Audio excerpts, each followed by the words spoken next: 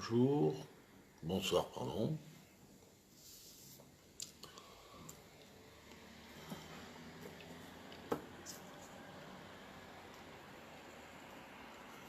Qu'est pas ça?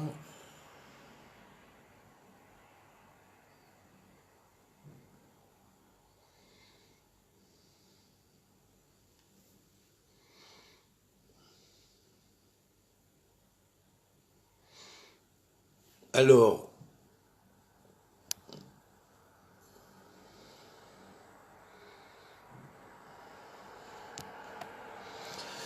bon, alors on va traiter encore une fois de ce degré 22 du signe du cancer, qui est donc le degré 112 du zodiaque. Degré 112 du zodiaque, et on va définir ce qu'il y a sur le degré.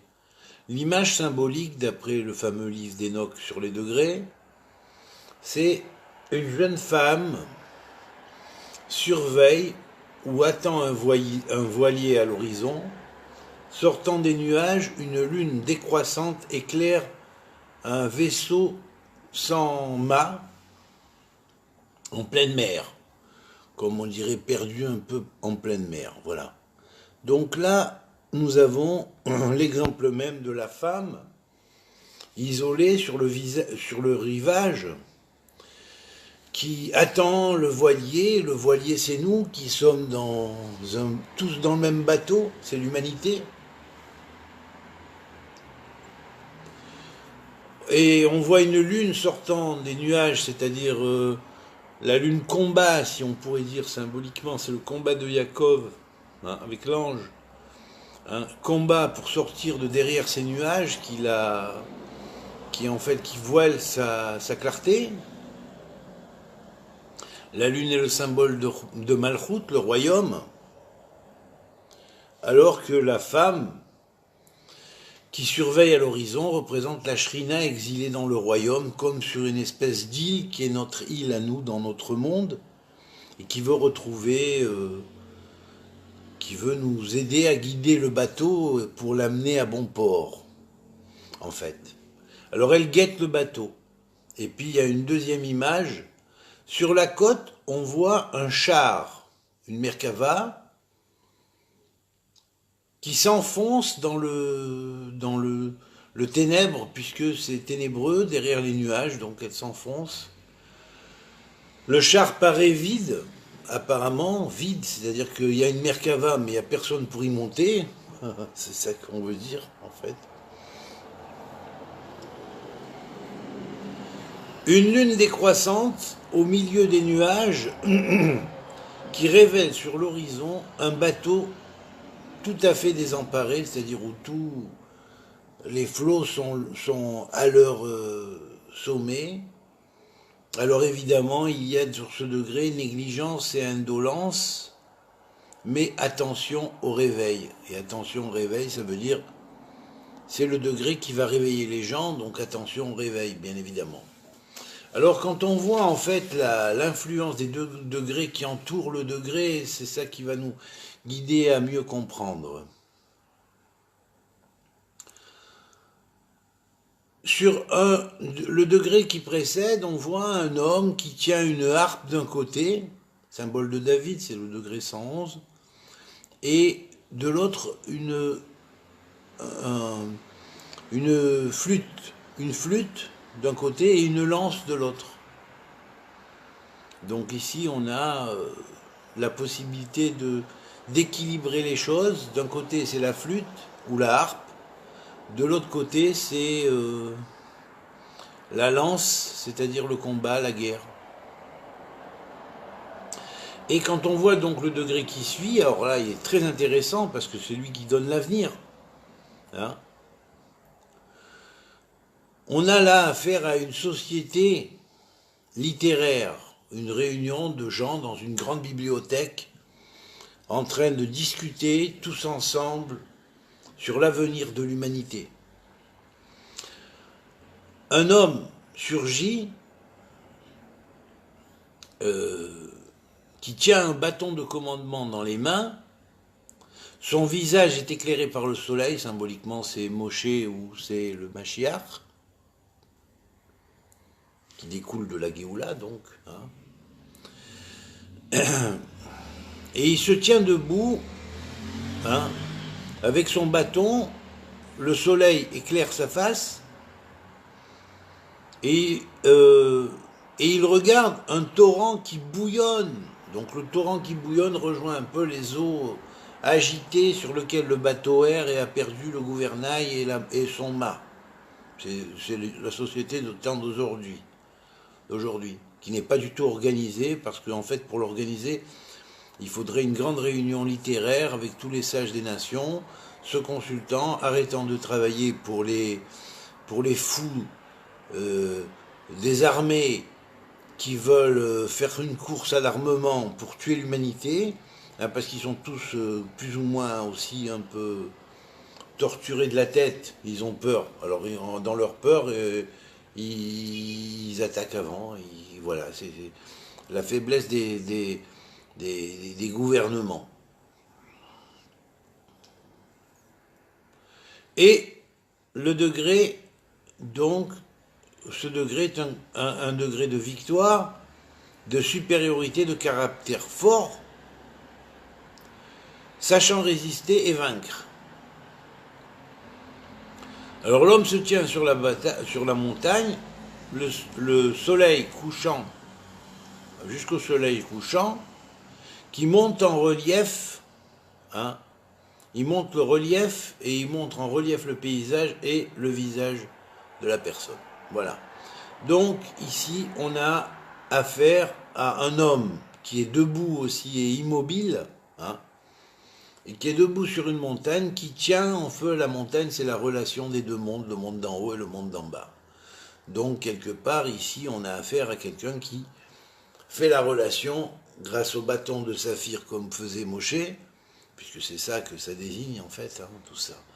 C'est un vocabulaire biblique qui est caché derrière tout ça. Hein.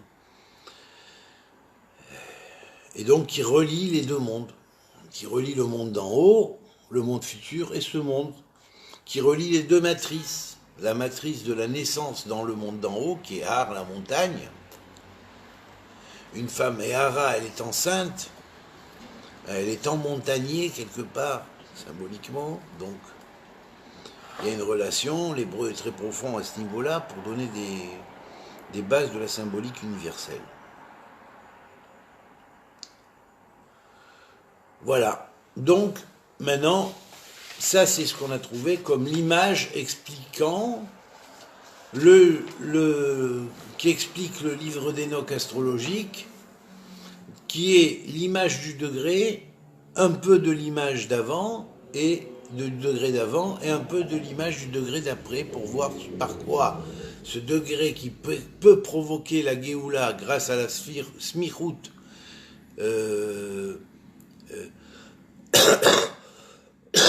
Géoula par la Tfila, donc ce qu'il peut faire et ce qui s'ensuit si c'est fait. Alors maintenant on va voir la symbolique du degré même et ce qui le constitue comme, on pourrait dire, influence angélique et aussi comme influence de notions kabbalistiques qui riment avec ce degré et qui l'expriment. En dehors de celle que j'ai expliquée hier dans le cours que j'ai fait hier sur ce sujet. Alors, un des premiers malars qui commande ce degré, alors il est très intéressant parce que c'est un malar qui est le 15e, parmi la liste, pardon, il est le 15e, parmi la liste des 17 malachim qui servent le psaume 117, qui est le psaume dans lequel il y a le moins de psukim de tous les psaumes. C'est le psaume qui ne contient que 2 versets. Et ce psaume-là est le psaume du libre arbitre et du bon choix. Vous avez qu'à chercher sur YouTube, vous trouverez mon cours là-dessus, ou cherchez dans mes anciens cours. Sur Facebook, vous trouverez le cours que j'avais fait un jour sur le psaume 117. Je pense que c'est il y a entre 1 an et 2 ans. Donc vous voyez, elle est historique. Sinon, allez sur YouTube et écrivez Psaume 117 par David Lelouch. Et à ce moment-là, vous verrez l'explication que j'ai donnée sur le Psaume 117 et les anges qui le servent. Hein. Mais en même temps, vous avez donc cet ange-là qui est très très important, c'est le 15e ange. Hein. C'est celui qui ouvre la porte du bien. Parce que le 15 est la clé de l'ouverture de la porte, c'est le secret du carré de Salomon. Hein. Le nombre 15 et le nombre 17 est la clé du nombre Tov. Donc il est parmi les bons anges du bon choix, qui président au bon choix. Hein, il est le 15e ange, celui qui est lié à l'ouverture de la porte du bon choix, c'est-à-dire que lorsque on a fait le bon choix, on veut la paix, on travaille pour la paix, on travaille pour l'harmonie entre les êtres humains et on ne travaille pas pour la disharmonie entre les êtres humains, on ne travaille pas pour les concurrences orgueilleuses entre les religions, on travaille pour l'amitié et la fraternité universelle, afin de travailler et de faire un nouveau monde. Parce que nous sommes dans le on pourrait dire, on est sur le chemin de l'accouchement dans un nouveau monde.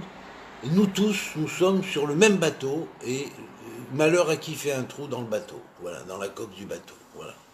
C'est tout, parce que les erreurs des uns retombent sur les autres. Donc il faut faire attention à ne pas faire un trou dans la coque, parce que en faisant un trou dans la coque, tout le monde va en subir les conséquences. Alors donc, cet ange-là s'appelle Olam. Olam, de prononciation, hein, c'est celui qui donne les causes des choses et il ouvre les portes de façon à ce qu'on comprenne les causes des choses. Un deuxième ange, c'est celui qui s'appelle Ha'amon. Ha'amon. Ha'amon, c'est celui qui préside à la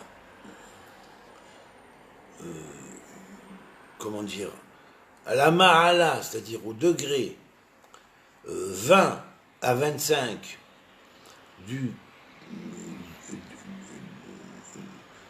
cancer, et qui est lié aussi à Tzedek, c'est-à-dire à la justice divine et à son accomplissement sur la terre. Il est le malach qui est désigné par l'acrostiche suivant, Hadare Rocher Maaleni, qui veut dire Het Hadarei, les pièces des chambres, Rocher de richesse, Maaleni, tu me remplis, et tu me remplis. Tu me remplis dans les chambres de richesse. Alors ces richesses, bien sûr, c'est des richesses spirituelles, hein, bien sûr. Ce ne sont pas des richesses que matérielles. Ça peut-être avoir lien avec aussi des richesses matérielles, mais en tout cas, c'est avant tout des richesses spirituelles.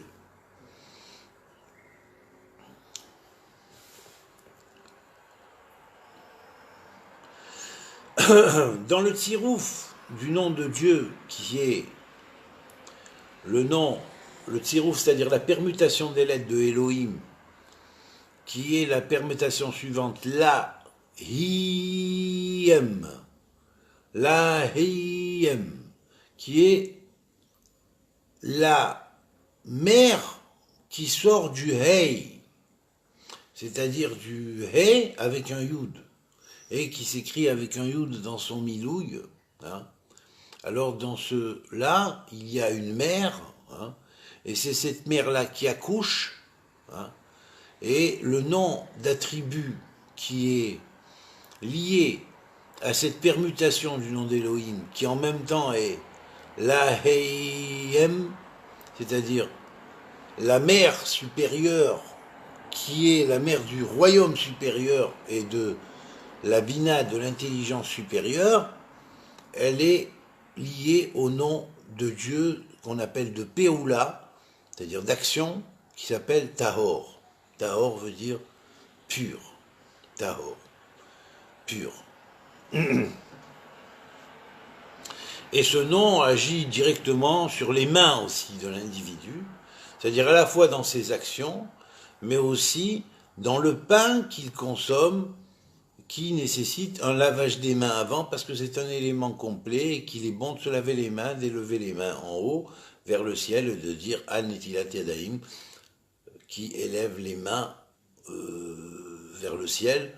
Béni sois-tu éternel notre Dieu, qui élève les mains, qui en même temps élève nos sphirotes. Nos sphirotes, ce sont nos attributs de compréhension divin que Dieu a mis dans notre âme divine.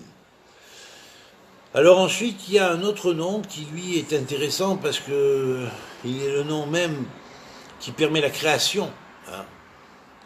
C'est un nom parmi les anges qui servent le psaume 114, dont la valeur numérique est équivalente 114 à David Meller David, avec Yud, ou David Malki avec David sans Yud, David mon roi ou le roi David avec Yud, qui dessine la descendance de David. Hein. Et là, l'ange s'appelle Leyam Ya, l'ange des mers de Dieu. Les mers de Dieu, ce sont les grands océans que l'ère du Verseau va nous apporter, hein, et dont les anges qui vont puiser dans cet océan vont réunir les eaux de sagesse et d'intelligence qui vont réveiller l'humanité de plus en plus et l'aider à se développer spirituellement, à faire des pas de géant progressivement. Alors bien sûr, il y a aussi un autre ange qui est lié à ça, qui d'ailleurs ils sont dans la même branche, bien qu'ils n'émanent pas tous les deux du psaume 114, hein, et du même secteur, hein, c'est-à-dire, bon, la série des anges qui servent le psaume 114, le 48e et le 31e, le 31e c'est Li-Mia. Tout ce qui me vient en moi, ça ne vient que de Ya, de Dieu, dont on chante les louanges en disant Alléluia, bénissez l'Éternel qui a fait toutes choses.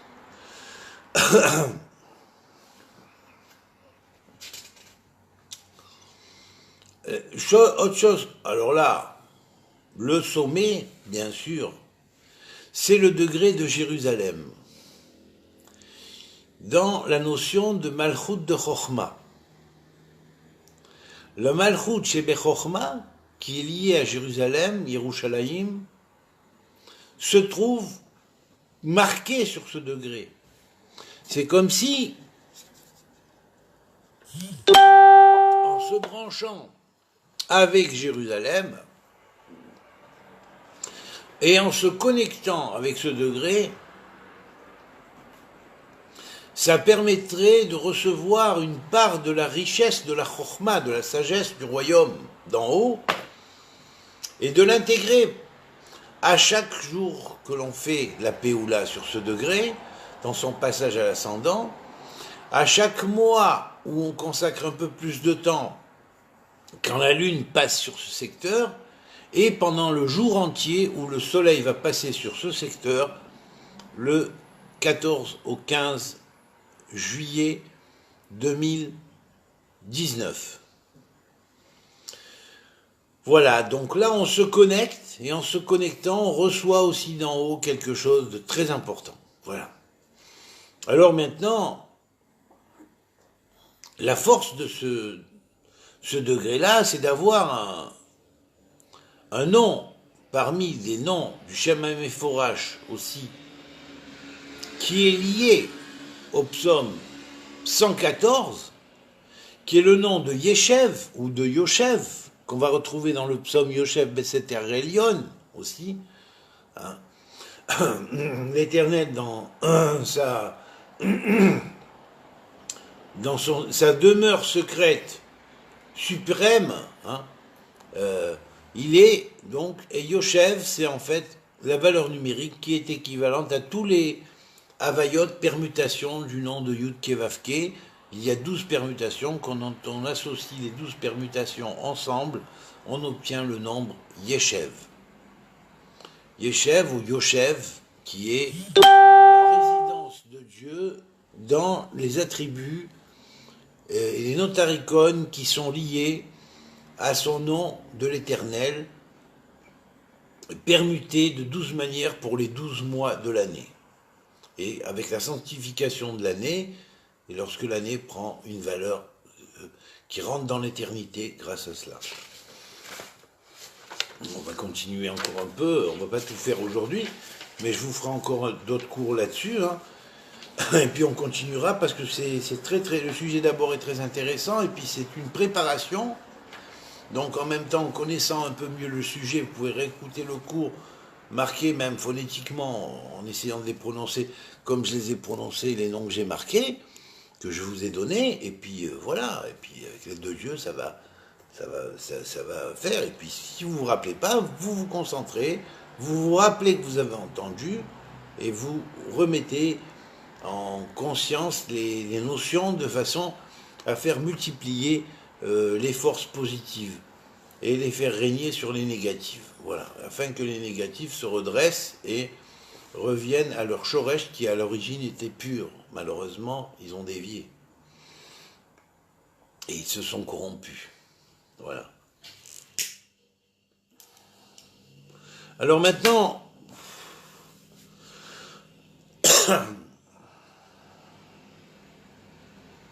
il y a un ange qui, lui, est dans ce qu'on appelle les 462 portes, c'est-à-dire les 2 fois 231 portes, qui est lié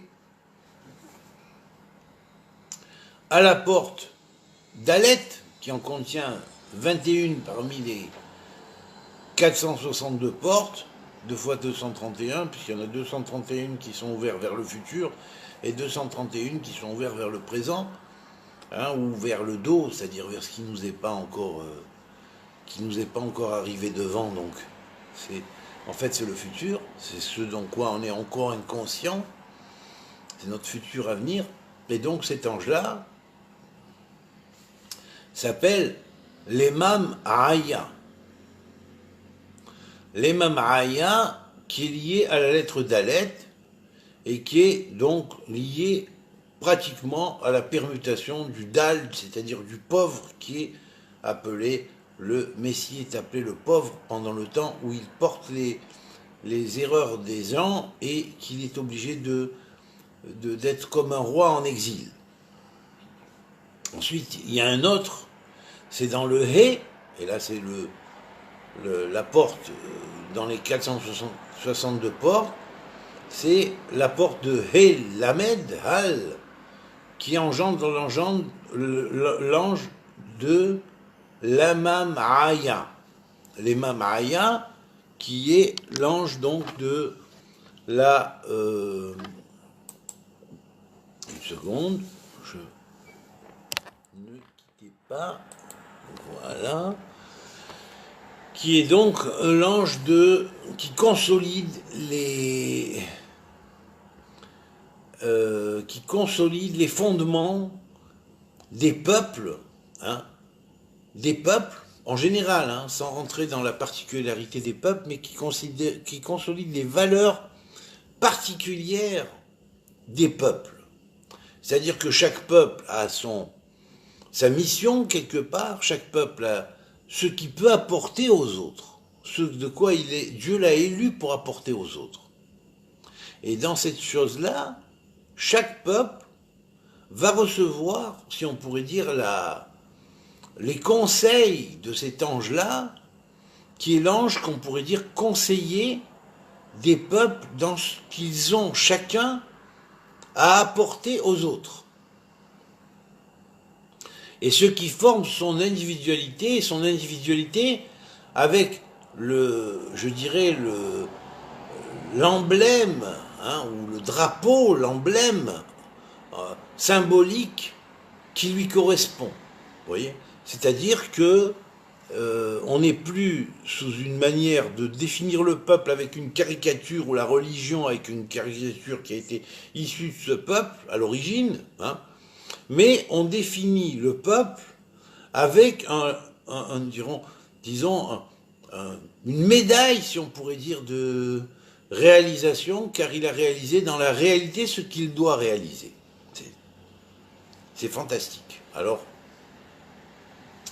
il y a un autre ange qui lui s'appelle Mohin. Hein. Alors celui-là, il remplit, il travaille les Mohin et il les rend adéquates à la réception. Et cet ange travaille en étroite collaboration, hein, avec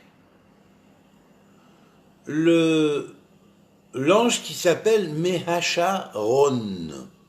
Mehacharon, c'est l'ange qui sort du 5e nom parmi les noms du Shem Mephorash, qui est donc lié aux lettres, même Heshin, qui est celui qui contient les lettres de Hachem, c'est-à-dire le nom, on désigne toujours le nom de Dieu, mais c'est vrai que lorsqu'on permute les lettres, nous avons aussi Moshe. Alors cet ange-là, avec la terminaison Ron, parce qu'il appartient au maître Ron, Mehacharon, c'est lui qui va chanter, quelque part, le fameux chant délivrance dernier qu'on chantera à la fin des temps et qu'on dit bien être le chant de Az Yashir Moshe. Moshe chantera, hein, alors il chantera quand? Pas quand il a chanté au moment de l'ouverture de la mer Rouge, mais le Moshe des temps finals reviendra pour chanter le grand chant de la délivrance finale quand la Géoula aura lieu et que le peuple d'Israël sera sauvé et qu'on reconnaîtra parmi les nations les mérites qu'il a, au lieu de le culpabiliser tout le temps comme le font certains médias crapuleux, n'est-ce pas, et de dire toujours oui, c'est lui qui est responsable de toutes les fautes qui arrivent dans le monde. C'est vrai un petit peu, mais des fois c'est pas complètement vrai pour tout le monde, parce que c'est pas tout Israël qui est comme ça, c'est pas tous les juifs qui sont mauvais, loin de là, hein. Les juifs ont beaucoup apporté, mais c'est vrai qu'il y a des juifs qui peut-être sème du chaos dans le monde, et c'est pas une raison pour en faire responsable la totalité du peuple juif. Voilà, donc ça, j'essaye de rendre les un peu fous, un peu moins fous, quoi. Voilà, c'est tout en leur disant ça, en espérant qu'ils comprendront. Voilà. Alors maintenant, le grand problème, c'est la peur, parce que des fois, les gens, ne de ce qu'ils ont peur, ils peuvent délirer dessus. Vous voyez ? Alors peut-être que certains, au lieu d'avoir peur et de délirer, feraient bien d'aller aux sources demander, voir et parler avec les gens, et voir que c'est pas comme ça, que c'est pas comme on leur a expliqué. Hein ? Le peuple juif est un peuple qui a essayé au maximum de faire le bien pour toute l'humanité. Qu'il y ait eu des brebis galeuses qui ont semé le trouble ci ou là, bien sûr, bien évidemment, il y en a dans tout peuple, mais ce n'est pas une raison pour rendre le peuple entier responsable de ce que ces gens-là causent comme trouble. Voilà. Alors,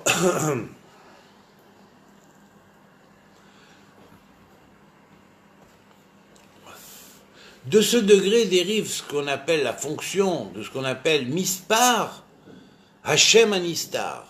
Chacun, tout comme Dieu a un nom secret, caché, complètement secret, pas dévoilé, notamment dans sa prononciation exacte, hein, avec les voyelles en dessous, hein, il y a chez chaque individu, chaque personne dans le monde, un nom secret, qui est son nom à lui. Mais il faut qu'il le mérite. C'est-à-dire que c'est qu'après qu'il ait fait ses preuves, comme quoi il veut ce qu'il veut, et il tient bon, et il est pour réaliser cette chose-là, et il la réalise à fond, alors même avant que sur la terre ce soit compris et reconnu, du ciel on lui donne son vrai nom. Voilà. Et son vrai nom est Sachotemet, c'est-à-dire... Donc, le mispar du Shem Nistar, le nombre qui est celui qui sort du nom secret, hein, en valeur numérique de degré, hein, eh bien c'est égal à 112 et il tombe au 112e degré. Vous voyez, c'est fantastique. Matan Torah tombe au même degré, par le même système numérique des degrés. Et alors, très intéressant, en fait ça voudrait dire quoi? Ça veut dire qu'il y aura un deuxième Matan Torah. Un Matan Torah où on commencera à comprendre véritablement ce qu'il y a dans la Torah. Que la Torah, c'est pas que du couscous boulette et du folklore. La sauvegarde de la famille, c'est bien. Mais c'est beaucoup plus que ça. Donc, à nous de nous connecter avec cette dimension-là.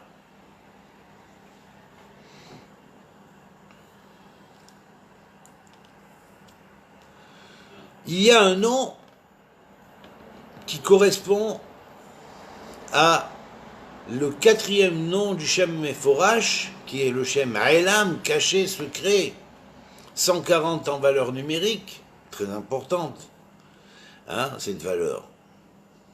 Hein, elle m'a beaucoup mise à l'épreuve moi-même, cette valeur-là. Je parle secrètement avec un de mes adversaires que j'aime au fond, voilà, franchement. Je sais que, bon, je sais qu'il m'aime pas, mais il m'aime pas, il se met un voile. Il m'aime en réalité au fond, mais il veut pas laisser sortir son amour, il veut cacher l'amour qu'il a parce qu'il a peur aussi, voilà. Alors des fois on se comporte méchamment avec quelqu'un qu'on aime pour pas montrer qu'on aime la personne. Alors voilà, mais c'est pas grave. Moi je passe au-dessus de ça et puis je lui dis je t'aime, voilà. En tout bien, tout honneur, hein, attention, attention.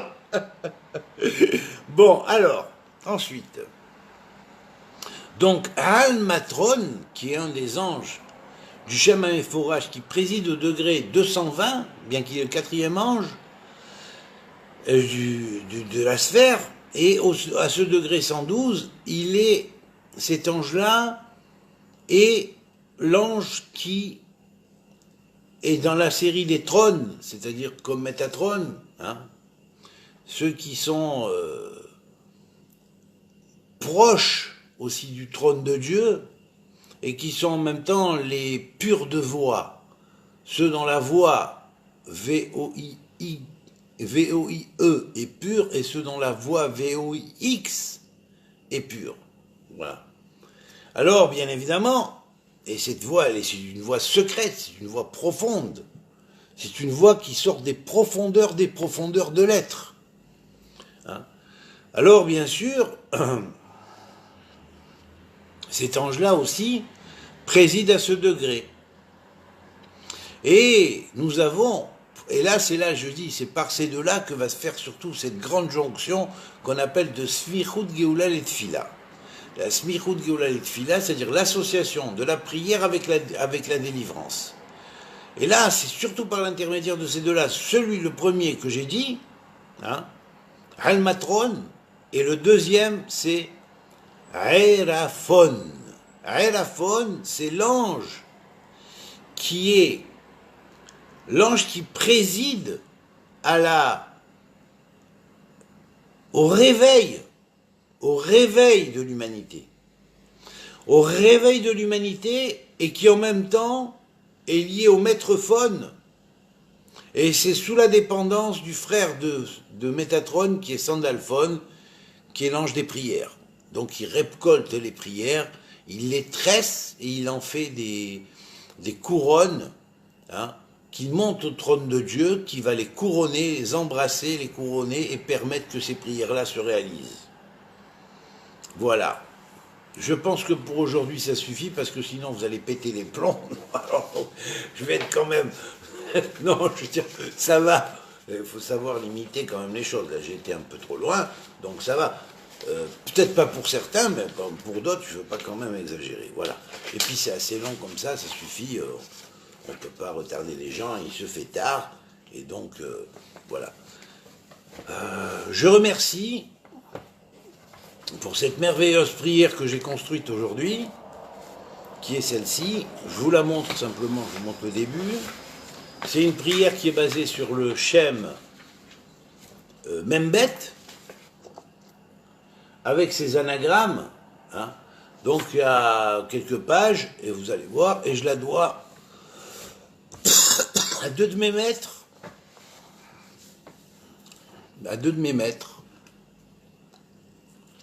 au Ramaz, qui a écrit le Shorshei Hashemot, qui a donné presque toute la formule, mais n'a pas complété et terminé la formule, et au Ben Ishraï, qui a donné presque toute la formule, mais n'a pas complété la formule. Alors j'ai mis les deux formules en action, et ça donne quelque chose de merveilleux et d'étonnant pour le tikkun de l'humanité,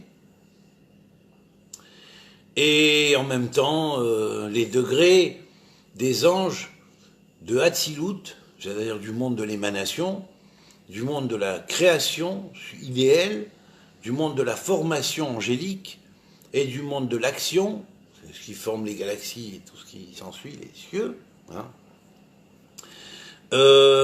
Et les terres qui les habitent, qui sont habitées ensuite, hein.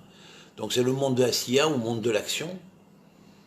Ces 4 niveaux, il y a 4 anges à chaque lettre, parmi les lettres du Membet, c'est-à-dire du Shem Membet, qui est le nom 42 lettres de Dieu, qui en même temps est le